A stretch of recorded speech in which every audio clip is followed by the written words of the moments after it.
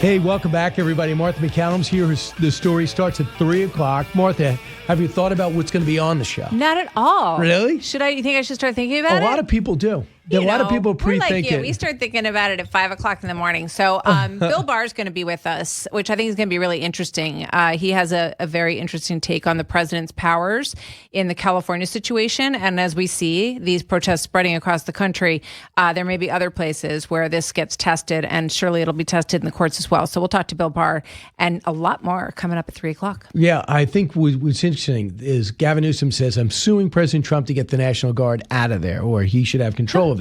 And they said, no, we don't see anything there. But if you want, we want to give Thursday up until Thursday to argue the case back, because that's what the Department of Justice asked for it. But I'm thinking to myself, I thought it was beyond contention that you're allowed to put the National Guard into the city. The question was, do you have to say the Insurrection Act? There was an insurrection going on. Can you do it with a riot? But I always thought it was the presidential's purview. But it's Justice Breyer's son that is presiding over this. Mm-hmm. Should that worry Republicans?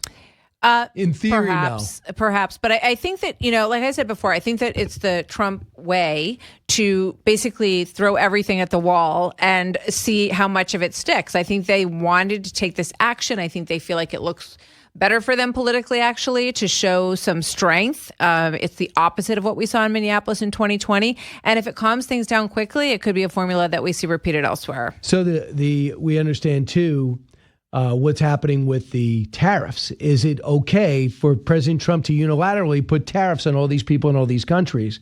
Well, a federal appeal court is allowing Trump's more sweeping tariffs to remain in effect today. Well, it reviews a lower court decision blocking them on grounds that Trump had exceeded his authority.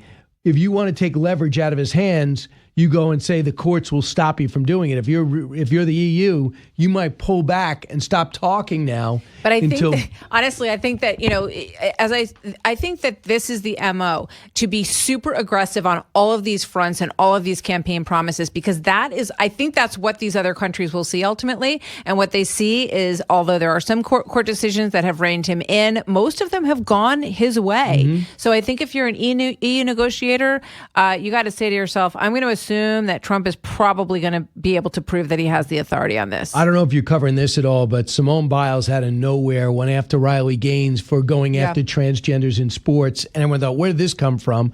The blowback was severe to the point where she went out and put out a lengthy statement essentially saying, I want to follow up on my last tweet. I've always believed competitive equity and inclusivity are both essential in sport. The current system doesn't adequately balance these principles, which often leads to frustration and heated exchanges. And it didn't help for me to get personal with Riley, which I apologize for. There were sensitive, complicated issues I truly don't have the answers or solutions to, but I believe it starts with empathy and respect. What do you interpret? She went on for another 20 lines. I know. And it's a lot of sort of equivocation. It's not a very clear apology, but it is what it is. I think she realized that she had put herself out there in a way that she thought would be universally accepted as the way to go. And I think it came back to bite her. Will Keane is actually also going to be on with me this afternoon because he did an interview with Riley Gaines post the Simone Biles comments. And we're going to get to see some of that today because President Trump was speaking during Will's show yesterday. So you'll get to see that for the first time at 3 o'clock. Here is Riley Gaines, what she said with Will, cut 40. How sincere it is, I think, is the real question here. This came about 4 days after she delivered those initial tweets, those two tweets that I believe incinerated her entire career. But I will say, nonetheless, I accept the apology. I told you this yesterday. Those personal attacks that she issued back last weekend, they didn't hurt my feelings. That's not what hurt my feelings about her remarks. What hurt me personally about what she chose to tweet out was how she was so willing and so quick to sell out young girls. That is the problem that I had here. Again, this apology seems a bit half-hearted. I have a problem with some of the things she said, including the words and phrases competitive equity and inclusivity. Look, that is not what competition is about. Understand, sports are inherently inclusive. Anyone can play sports, right? But competition, on the other hand, and by its true definition, is exclusive. So I believe that is entirely silly, especially at her level, to advocate for competitive equity. But I accept the apology. Competitive? What does that mean?